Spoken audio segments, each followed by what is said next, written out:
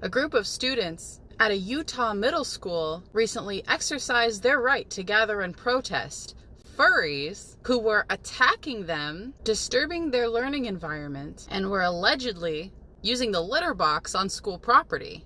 Watch this. Hey, hey, ho, ho, these furries gotta go. Hey, hey, ho, ho, these furries gotta go. They either bite us, they scratch us, they bark at us, they pounce on us, and then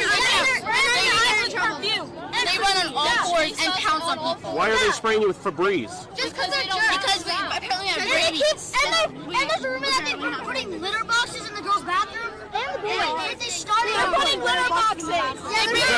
I heard that was just a rumor. No, it's true. The local media is flailing, of course, trying to gaslight everyone into thinking that it didn't happen at all, or at least that it was a misinterpretation. Are they possibly trying to insinuate that children have overactive imaginations? Well, that would go against their whole narrative, wouldn't it? About how kids can choose their gender and now their species. We are getting sprayed with Febreze in the eyes and Axe, and we're getting bitten and barked at, and it's distracting from our learning and being able to feel safe at school. If the schools are allowing the furries to be aggressive without fear of retaliation, doesn't that mean that the school itself is promoting violence and bullying?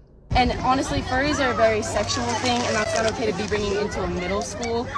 They're wearing tail butt plugs, and it's awful. It's really bad. So we needed to fix the problem, and this is the only way we can do it because our school's not enforcing the dress code. Furries are notoriously affiliated with kink. You can see proof of that everywhere on social media. The same social media that is integrating AI search engines and algorithms to push the acceptance agenda for this kind of thing. You're even seeing sub and dom relationships of high school and now middle school kids dragging each other around on leashes. It's meant to introduce children to this type of lifestyle so they become desensitized to it and are therefore groomed into the subculture by thinking it's just a simple game of dress up. They scratch us, bark us, bite at us, spray us with things. What do the teachers do? The teachers can't do anything. If they speak up, they'll get fired. And so what happens if you do anything bad? We get in trouble. We'll get detention or suspended. They don't get in trouble. They don't get any punishment. Wow. Why do they not get punishment? What do they tell you? What reasons they give you? They don't really have reasons. We have humans biting other humans. We can talk about the diseases that could come from that, but it seems like that's an afterthought to the question of identity. Things that they're using to spray you guys with, they don't take them away from you? No. They're spraying you with Febreze? Febreze in our faces and Axe body spray in our eyes. And they sit in their chairs like they're animals, and they'll chew on like dog toys. They wear collars, ears, tails, fur boots.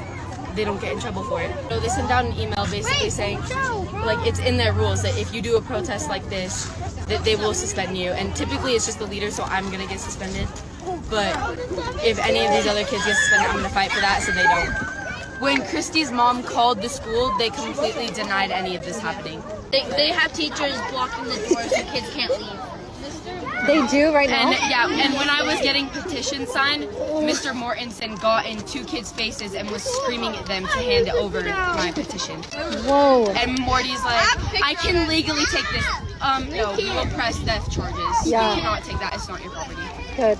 I'm so proud of these kids, but it also breaks my heart to know that the adults in their lives refused to take the actions required to prevent this. The school board people have come over and they drove past us and they didn't do anything. They said to respect everyone, but how are we supposed to respect these kids when they're biting at us and barking at us? Apparently, what was once called enabling is now called tolerance and being kind. Exactly. In the email, they said to come here and learn. They said to come here and learn in the email. We can't learn. We can't learn if they're doing that.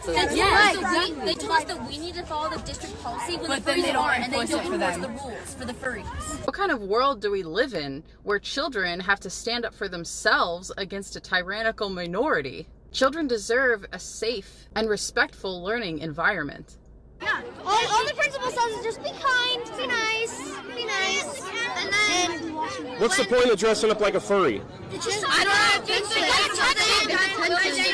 They think they're so cool that they want to get a lot of attention. I think they want attention. It is a deliberate creation of disorder and confusion to make anyone who wants a normal, functioning society feel powerless and demoralized. Even children.